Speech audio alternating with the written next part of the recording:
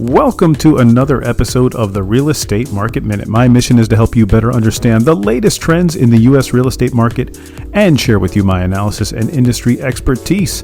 I want to help you gain an advantage and feel confident whenever you're buying and selling real estate.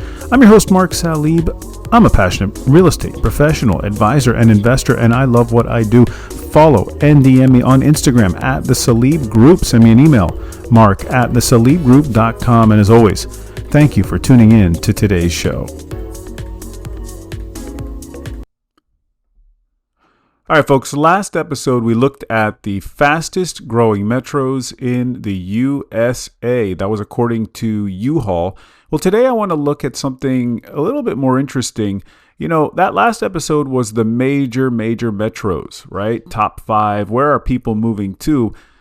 When U-Haul ranked the top metros, they also ranked the top individual cities or municipalities. So a little bit more granular, a little bit more specific to cities, not major metros. And the list looks totally different. In fact, it's a bit confusing because 4 of the top 5 cities are in Florida. And here's what's really interesting. None of them are major Florida cities, right? So we're not talking about Miami, Tampa, Orlando, Fort Lauderdale, Jacksonville, for example. Instead, what we're noticing is that people are moving to much smaller cities. The question is why? And more importantly, what does this mean for housing and home values?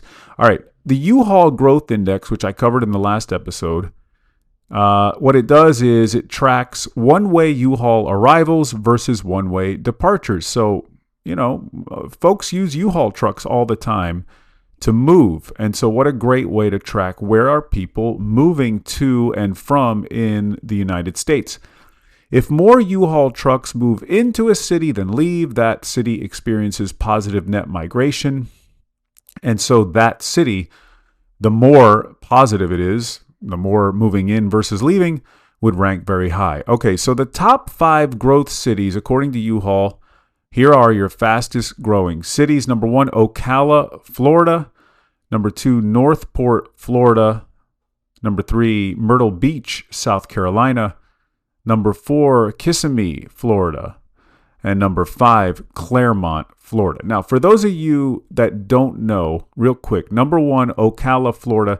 That's in the north central area of Florida, roughly about an hour or so, maybe an hour and a half north.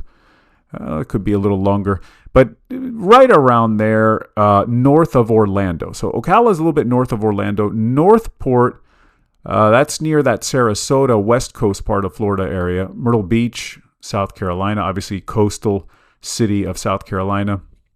And the last 2, Kissimmee and Claremont, Florida, happen to be, I would call it, suburbs of Orlando, Florida. All right, now, here's my theory as to why. And I want to point out this is a theory. None of this is factual. I don't have data showing this. But I can tell you that, you know, U-Haul does not tell us why people are moving. All right? I wish they did. I mean, it would be great if they had a little thing to fill out and, you know, an optional little maybe questionnaire or something. Hey, why are you moving? You know, it'd be great data to have. But I can tell you, being in Florida, being in a major metro myself and talking to a lot of folks and what they're doing, they're just simply relocating within Florida. Instead of paying for a cost of living that's really become sky high for too many people in Miami, Fort Lauderdale, places like Tampa, and even parts of Orlando itself, they may be saying, look, I still want to live in Florida. I just want a more affordable version of Florida. And so these are just folks moving within, because most people are not moving to Claremont, Florida from, say, another state. Not to say it's not impossible, but this, I think, is a lot of just locals moving around. And I don't think Florida is the only place this is happening. I'm sure this is happening in major cities in California and even New York City and so forth. And sure, folks are migrating out of LA into other parts of, you know, maybe lesser expensive areas within California as another example. But it's interesting that Florida really jumps out when it comes to this. Now, Florida went through enormous home price appreciation in many of those metros. Keep in mind, insurance costs went higher, property taxes went much higher. Folks may just want a different lifestyle, but definitely cost of living could be part of it. Now, that's the solution, right? You don't have to leave Florida, right? You still want the warm weather. You still want no state income tax. You still want to be close to a beach. Maybe you have family there. You want the Florida lifestyle. You can get it at a more affordable price just by moving into some of these smaller cities, municipalities, suburbs outside of the major metros. Okay, let's get through a few of them here real quick. Ocala was number one. Ocala, Florida was number one. Real quick, what does it offer? Lower housing costs, growing healthcare sector, good distribution jobs, good horse country if you're into horses. It has retirement appeal, right? Now in Ocala, now I want to look at home values too. Home values have appreciated over the past year in Ocala. There's no doubt about it. So is this migration impacting home values? That's one of the things I looked at in the last episode in the major municipalities, right? Migration does support long-term demand, and we are seeing growth there in home values. What about Northport outside of Sarasota, Florida, right? Retirees, remote workers, buyers get Gulf Coast living still. Newer housing, a lot of new construction out there, bigger lots, lower home values. Now, home prices have cooled a little bit there in Northport, but migration has helped support it, but it's not seeing the same appreciation it saw a few years ago. Myrtle Beach, right? Only city outside of Florida, Myrtle Beach. Why? Gives you coastal living, low taxes, retirement appeal for sure. What a great place Myrtle Beach is. Lower housing costs in general compared to some of the other major metros, right? So you get a similar lifestyle. And let me tell you, it's going to be, Myrtle Beach potentially is less expensive than some of these coastal metros like Miami and Fort Lauderdale, Florida. But you get a similar lifestyle at a lower cost. Now, demand is pretty healthy there. Migration continues. Appreciation has normalized compared to post-pandemic years.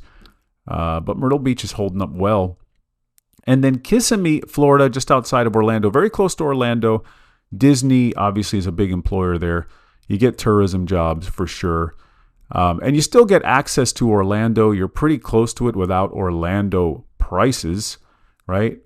And Orlando housing has slowed down compared to what it was back in 2021 and 2022. But migration is supporting longer-term demand. That's important. It's not collapsing because people are still moving in there. And finally, Claremont. Claremont's very interesting. Claremont's a very kind of hilly place, a lot of hills.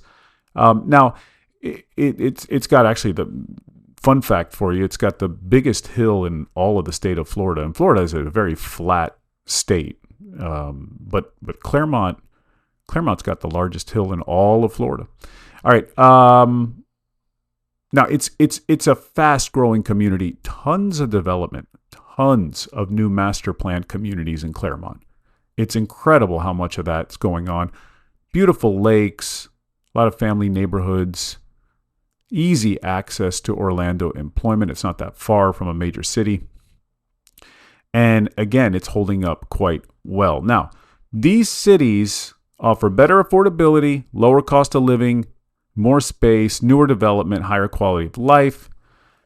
And it's becoming the alternative version for many folks who want to stay in Florida. Again, I'm sure this is happening in other states, and I'm sure a lot of you are listening going, oh, wow, I'm seeing the same thing going on in California, Texas, and other areas for sure. Now, I want to point out, and I pointed this out in the last episode, migration does not guarantee home price appreciation. Supply matters. Mortgage rates matter. Affordability matters.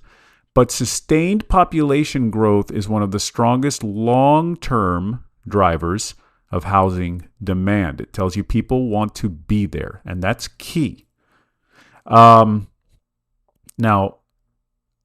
one thing I should say, it doesn't mean home prices will rise every year, right? Just keep that in mind, but also keep in mind that migration creates a very strong long-term tailwind for these locations.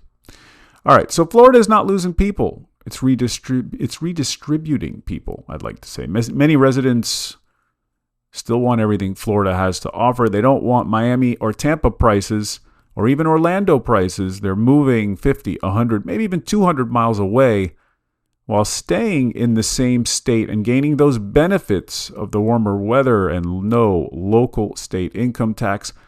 I think that's one of the most interesting migration stories in America right now. I think, like I said, you can find it, and I bet in other places. Let me know. I'd be curious if you're seeing it in other places. Hit me up on Instagram at the Salib Group. Let me know. I'd like to hear your story as well. And until next time. That is it for me today. Thank you so much for listening to today's show. And as always, if you have questions or need specific advice, ideas, or just some help regarding your particular real estate needs or situation, or if you're just looking to buy or sell real estate in Florida, well then DM me on Instagram at the Salib Group, or just send me an email to mark@thesalibgroup.com. Don't forget to leave a rating for the show, follow, subscribe, help others find the show, and be informed and educated about the real estate market just like you. Until next time.